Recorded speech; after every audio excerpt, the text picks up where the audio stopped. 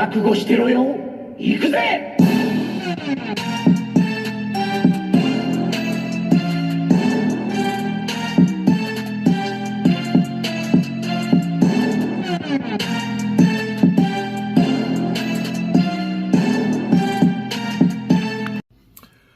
Welcome to Wordbreaker Coo's Reviews. I'm your host, Wordbreaker Coo, and I'm trying to do better, getting more reviews out there for you, the people, okay? And I'm lotioning up my hands right now to make sure I'm not super ashy. That's for you guys. I want to thank all the people who've been watching my videos. So, yeah.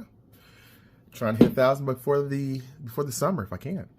If we look here, we've got three Transformers, G.I. Joe, classified.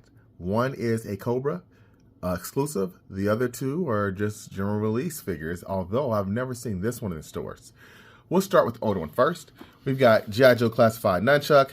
I've had this guy for a while. He comes with two swords. I have the other two here, but to be honest with you, I ended up having to get a replacement because my shoulder on this one came warped, so the arm would always fall off. So this is my second Nunchuk. Otherwise, he would have been reviewed for the top 10 G.I. Joe Classified figures of the year, and he definitely would have made my list. This guy's awesome when his arm is not falling out. He's got great articulation, good color, nice little face there. Got the little thing here in the back, and it's posable so you can maneuver it around. It even has a bit of slight shading to make it look like he rubbed his in a little bit of dirt or poo. He's also got this little knife thing that sticks up here. Not the greatest knife, but, you know, I just like the fact that they always give you a spot to hold them. The reason my other swords are not in the sheaths is because of this. This is one thing you will have to deal with because the way they made this sword, with it being like that, it will rub off that paint trying to get in there. There we go. You see all that struggle getting it in there? And over time, that's going to wear out all that nice silver paint. So that is a shame because it's very well painted. So that's the only reason why. And I gave my extra to my son. I just kind of kit bash some stuff to give him a Nunchuk by breaking another figure up. Speaking of Nunchucks, there's his Nunchucks. And these actually suck. And the reason is, while they are bendable, they are rather stiff as well, and they don't look like much of anything, to be honest with you. So I'm not a fan of Nunchucks. So they're just they're pretty bad, to be honest with you. And they're not fun getting back in here. As you can see, I'm still struggling. I might just say forget it and leave it out. Yep, we're gonna leave it out, okay? It's not the most fun, but the figure itself, again, is a really nice figure. He looks great in many poses. So I give him an 8 out of 10. Definitely a fun, good figure to add to your classified figures.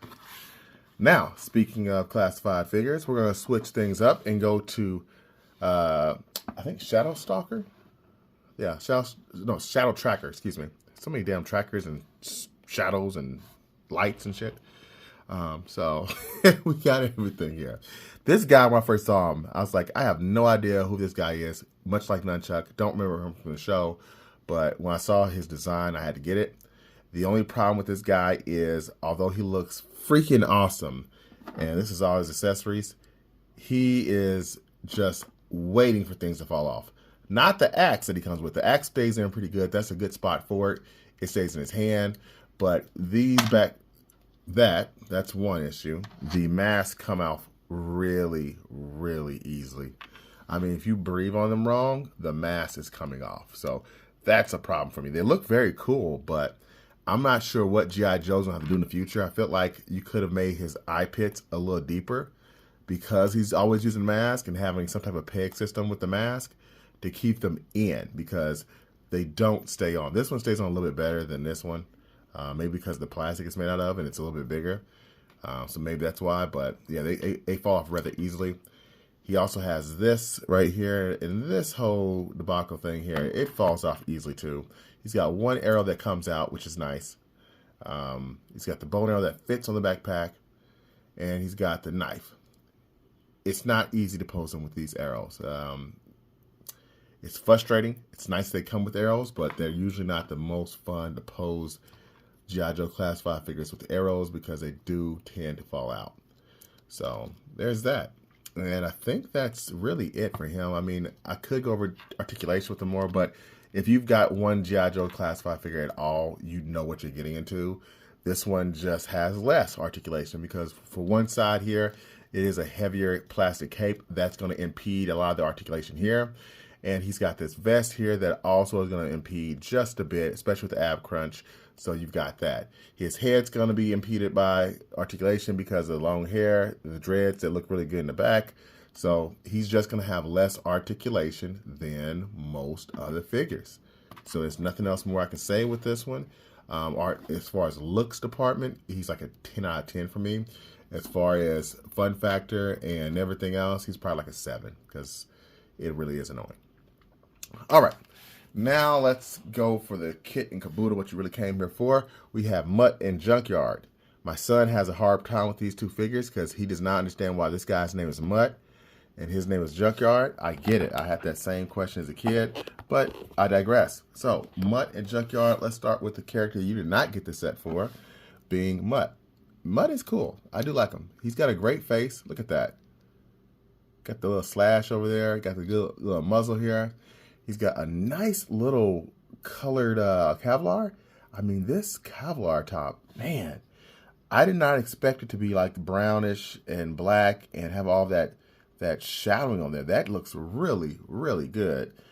And he has a good helmet for it, so it looks good there. He also has a knife. These knives just aren't nothing to take home about, but they do work, so that's good. He's got a pistol, which is nothing to write home about again. And he's got an M16. I had one of these in the military as well. And that one looks okay. It has a little muzzle there at the bottom. So that's all of his accessories with the exception of the nice assortment of hands. And when I say hands, he has a lot. Okay. So he's got all of these hands. 6 other pairs of hands. You can't beat that. All doing different things. Like, got your open hand. Then you got your come here, eat some dog treats out of my hand. Got your fisted hand. Oh, no, I'm sorry. I don't know what this is. Like sign language something. I don't know. Then you got the fisted hand. So he's got a lot. And he's got a pointed hand. So sick him, boy. Right? So that looks good. He also, and I forgot, he has some goggles for his eyes. So these don't get warped like the ones on his helmet. And he has his baton to beat the hell out of people who are not listening. Not his dog, because he's not that. He's not that guy. Now, last but not least, the last star of the show, we have the dog. Arf, arf. So, yes, he looks good. The one main issue I have with him is not his articulation. His articulation is good. Looks painted exceptionally well. The vest looks really good on him. Some people are trying to find ways to take the vest off so you can just have a classic dog. I mean, I get it, but I'm never doing that because this looks like it'd be a pain to get back on. But my only pain is the head. The head does not stay on. Well, now, of course, it's staying on the video reviews. But for me, when I first got this thing, it would not stay on to save its life. He does have the angry head, too. But I don't really like the angry head. It looks like he's, like, slow or something. Right? Like, there's something wrong with the eyes, I feel. So, I'm sticking with this one. Quick comparison him with the wolves, just so you guys can have an idea of how big the dog is. And I lied, I said wolves. We're going to start with the Sex Panther, okay? Guys, if you know what I'm talking about when I say Sex Panther. There we go. So, he's quite a bit smaller. Then we have one of Snake Eyes. Damn. Snake Eyes' dog, Timber. Let me get Timber set up, guys. His foot is all jacked up. I think he got caught in a trap. So, yeah, he's appropriately larger than a Rottweiler. Okay, I feel like he should be a little bit taller, but that's good enough for me. So, you can see no scopes are the same here. Even the paws are different. The wolf's paws are a bit bigger. So, yeah, they're killing it. They're knocking out the park. So, if I had to give the dog a rating out of 10, I'm going to give the dog just himself a 9 out of 10. There's not much more I can get, except for a slightly better face. Mutt himself is like a 7 out of 7. He's very mid, but he's okay. So I hope you enjoyed this review.